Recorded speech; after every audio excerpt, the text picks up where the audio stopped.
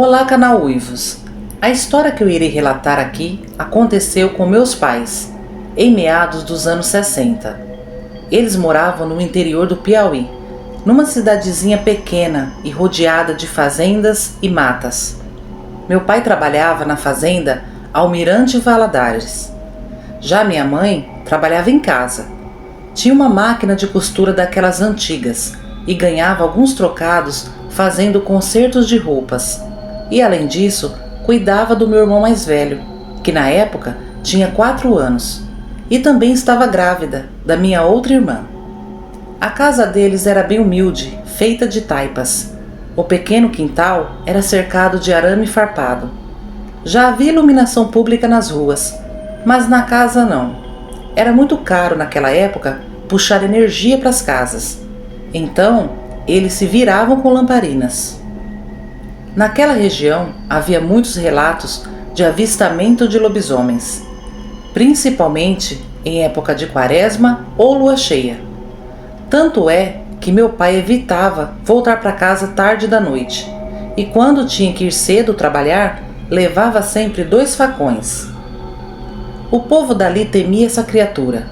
Mesmo sabendo que sempre ele atacava animais ou aparecia para alguém, ninguém se atrevia a caçá-lo, pois eles acreditavam que essa criatura era demoníaca. Então um ser humano não conseguiria matá-lo, pois o coisa ruim protegia os lobisomens. Certa época, o lobisomem começou a atacar lá na fazenda Valadares. Foi um grande prejuízo para o fazendeiro. Ele perdeu muitas cabeças de gados, galinhas e porcos. Não se sabia se eram vários lobisomens ou apenas um, e se era sempre o mesmo atacando em vários lugares diferentes. O fazendeiro fez tocaia, armadilha e nada de pegar essa fera. Até padre ele chamou para rezar lá, no intuito de afastar o lobisomem. Os ataques cessavam por alguns dias, mas depois recomeçava. Imaginem só um povoado inteiro viver com medo de uma criatura dessas. Meus pais ainda não tinham visto um, mas não demorou muito para serem visitados por aquele bicho. Meu pai tinha um grande amigo de trabalho ali na fazenda, seu Onofre. Ele era uns 10 anos mais velho que o meu pai. Aliás, quando meu pai começou a trabalhar na fazenda, já fazia um bom tempo que seu Onofre era empregado lá. Ele que ensinou todo o serviço para o meu pai, o que fez com que ele tivesse muita gratidão e amizade por seu Onofre. Sendo assim, um dia meu pai chegou para trabalhar e viu seu Onofre muito triste. Ele contou que o dono da casa, onde ele pagava aluguel, havia colocado seus pertences na rua e ele não tinha para onde voltar depois do serviço. Meu pai, muito comovido, o convidou para ficar em sua casa, até ele arrumar um canto para morar. Seu Onofre hesitou, fez várias perguntas, se não ia incomodar minha mãe, se havia espaço para ele na casa, mas o meu pai disse que ele não se preocupasse, pois onde cabia um, cabia todos. À tarde eles voltaram para casa. Minha mãe ficou surpresa, pois não esperava uma visita que iria ficar por dias indeterminados. Ela nos conta que assim que bateu os olhos no velho Onofre, sentiu um arrepio percorrer seu corpo. Os olhos daquele homem eram um enigma. Parecia que ele estava sempre escondendo algo. Ela chamou meu pai de canto e relatou que tinha mau pressentimento quanto àquele homem, e que não confiava nele, pois ele olhava de maneira esquisita para meu irmão e para a barriga dela. Mas meu pai ignorou completamente. Disse que ela era ingrata, pois se não fosse por seu Onofre, ele não estaria trabalhando na fazenda e trazendo sustento para casa. A primeira noite foi tranquila. A segunda noite também. Parecia mesmo que era só uma implicância da minha mãe. Mas na terceira noite, era uma sexta-feira de lua cheia. Como eu havia dito, todo mundo entrava mais cedo para suas casas. Então meu pai e seu Onofre vieram mais cedo para casa também. Minha mãe já estava com a janta pronta. Todos comeram e foram deitar cedo. Ainda que não dormissem, mas ficavam quietinhos em suas camas. A casa só tinha 3 cômodos, um quarto, uma cozinha e uma sala. Seu Onofre estava dormindo na rede que ficava na sala. O banheiro era para o lado de fora, no quintal.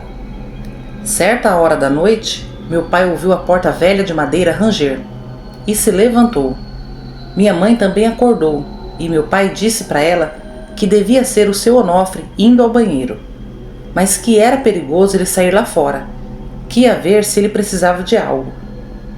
Chegando os dois na sala, viram que seu Onofre não estava na rede e a porta estava entreaberta. Estava um cheiro muito ruim na sala, uma mistura de podre com carniça.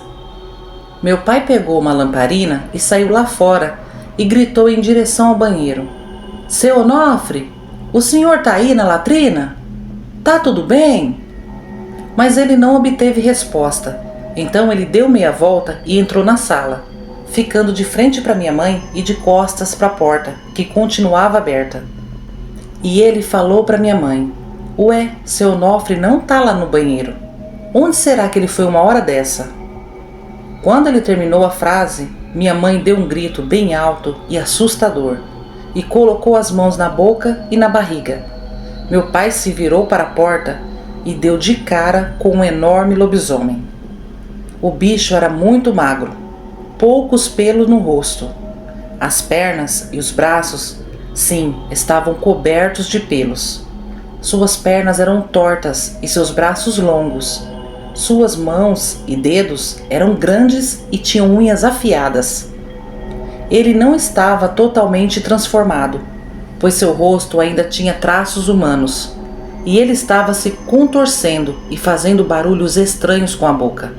Seus ossos pareciam estralar. A criatura segurou com as duas mãos no batente da porta e arfava como se estivesse com dor e olhava para meus pais. Meu pai tentou trancar a porta, mas ele não tinha forças, pois a criatura estava com suas mãos no batente. Minha mãe correu para o quarto, pois o lobisomem ia conseguir entrar dentro de casa.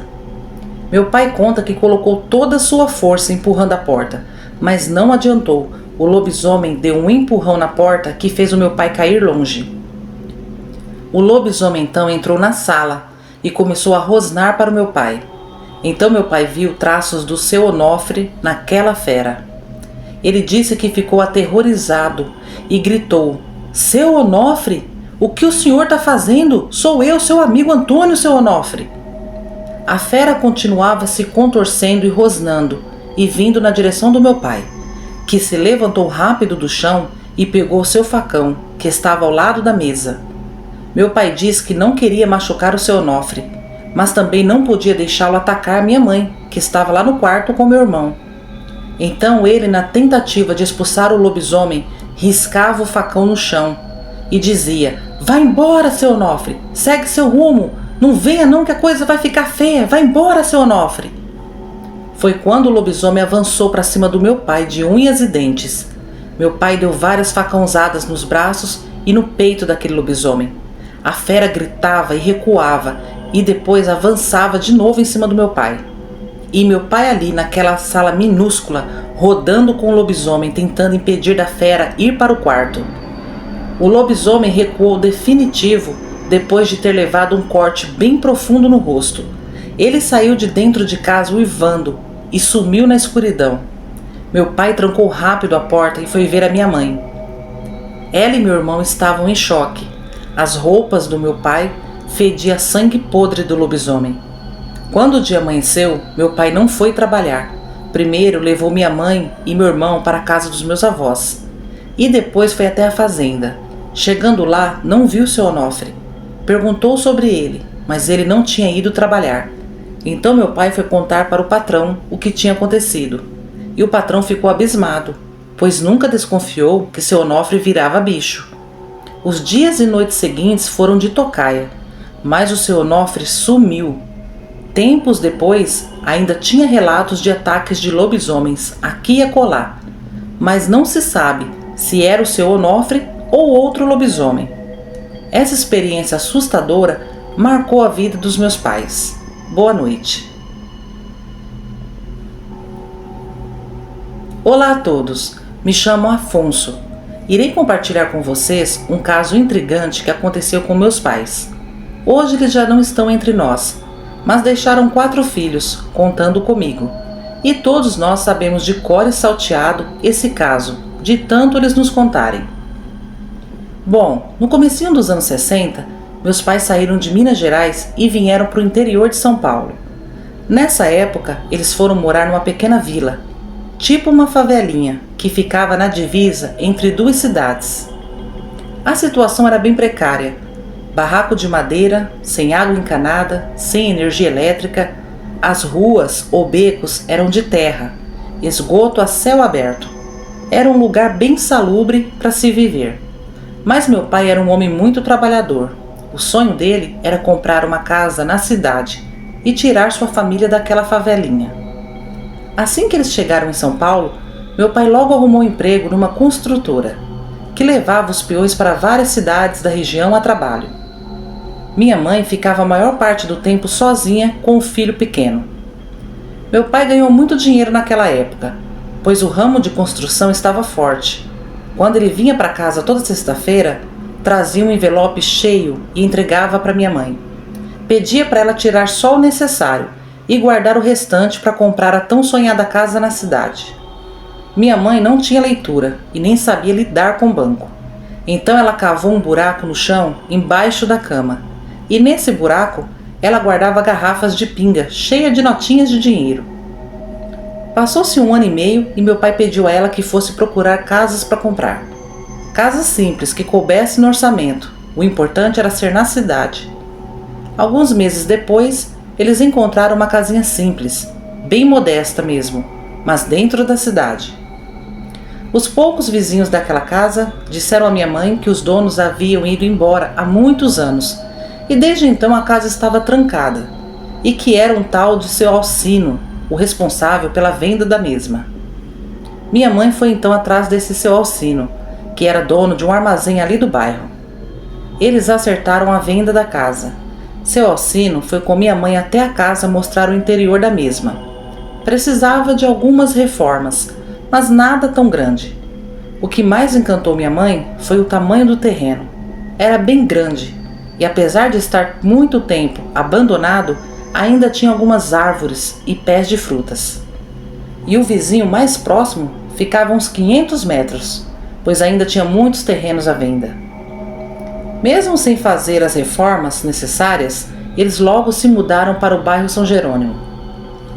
As janelas e portas estavam bem destruídas. Meu pai as reforçou com ripas, até poder comprar outras. As paredes também chamaram a atenção deles, pois no reboco havia muitas marcas de arranhões, principalmente em um dos quartos. Mas deduziram que poderia ter sido feito por vândalos.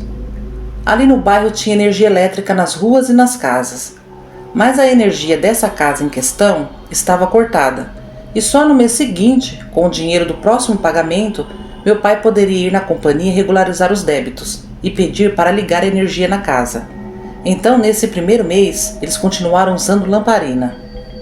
Mas a estadia deles ali não durou até o próximo mês.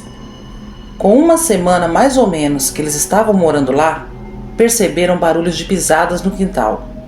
Então meu pai providenciou 2 cachorros. Minha mãe já estava aterrorizada em ficar ali sozinha durante a semana, pois, segundo ela, ouvia rosnados nas janelas, nas portas, batidas nas paredes, e os cachorros choravam com medo. No dia seguinte, eles estavam escondidinhos embaixo do tanque. Até que em uma madrugada, minha mãe passou o pior momento de sua vida. Ela já estava deitada junto com o meu irmão e acordou com alguma coisa lá fora forçando a janela da sala, tentando tirar as ripas que meu pai havia colocado. Ela se levantou e foi até a sala bem devagarinho e ouviu os rosnados e de repente uma ripa foi arrancada e um animal, até então desconhecido por ela, colocou seu focinho na brecha e rosnou, mostrando os dentes. Segundo ela, os dentes eram muito grandes. Ela correu para o quarto e acordou meu irmão. Pediu para ele ficar quietinho e fazer tudo o que ela mandasse. Aquilo continuava lá na frente da casa, tentando arrancar mais ripas das janelas e das portas. Então minha mãe correu para a cozinha e abriu a porta com o maior cuidado possível e rezando para a mesma não fazer barulho e atrair aquela fera. Ela olhou rapidamente para os dois lados e avistou a escada grande que meu pai tinha feito para arrumar o telhado da casa. Então ela pediu para o meu irmão acompanhar ela em silêncio e rápido. Ela pegou a escada e apoiou no tronco da árvore mais alta que tinha lá no quintal e começou a subir com meu irmão rapidamente. Quando eles estavam bem apoiados numa galha forte e bem alta, ela pensou que se derrubasse a escada ao chão, chamaria a atenção do lobisomem. Então, sem muito o que fazer, ela puxou a escada e ficou segurando ela lá em cima, tentando apoiá-la também em outras galhas, pois ela era bem pesada. Segundo minha mãe contava, foi momentos de muito pânico, pois seria fácil cair daquela galha. Eles não podiam se mexer para não escorregar. Em determinado momento, meu irmão começou a chorar alto, dizendo que uma formiga o picou. Nessa hora, minha mãe falava para ele calar a boca, mas ele continuava chorando alto e atraiu o lobisomem até a árvore. Minha mãe, desesperada, começou a gritar também, pois se deu conta que realmente era um lobisomem. Ele caminhava igual um homem, em pé. Tinha uma pelagem escura e olhos amarelos. Tinha a cabeça igual de cachorro, só que muito maior. Ele começou a arranhar o tronco da árvore e pular para cima, tentando subir. Meu irmão se mexia muito na galha, e ao ver que ele ia cair lá embaixo, minha mãe não teve outra saída. Soltou a escada e agarrou meu irmão. Mas ao soltar a escada, eles tiveram muita sorte, pois a escada caiu em cima da cabeça do lobisomem. O bicho deu um grito horrível e saiu correndo, meio tonto. A escada se quebrou toda, e o bicho saiu do quintal e ficou do outro lado da rua, escondido na escuridão, observando os dois em cima da árvore. De longe, minha mãe viu os olhos amarelos daquela criatura. O lobisomem ficou um bom tempo vigiando eles, e quando começou a amanhecer, ele entrou na mata e sumiu. Então, eles pularam da árvore. Meu irmão chegou até torcer o pé. Eles entraram correndo dentro de casa, vestiram outra roupa e foram até o armazém do seu Alcino. Desfizeram a compra da casa. Ele não queria aceitar, mas minha mãe foi firme com ele e disse que não passaria mais nenhuma noite naquela casa. Seu Alcino arrumou rapidamente uma casa de aluguel para ela, que era dele mesmo, e fez a mudança dela para lá. Quando meu pai chegou, ficou sabendo de toda a história. Então a ficha dele caiu, do porquê as paredes estarem todas arranhadas. Aquele lobisomem era acostumado a frequentar aquela casa. Minha mãe não queria nem morar mais naquela cidade, então compraram uma casa em outra cidade bem distante. Se outra família comprou aquela casa, com certeza também tiveram a visita daquele lobisomem. Boa noite. Bom, meus amigos, esses foram os 2 relatos de hoje. Eu espero que vocês gostem. Peço a vocês que se inscrevam no canal, deixem um like, compartilhem, comentem. Um grande abraço a todos e até a próxima!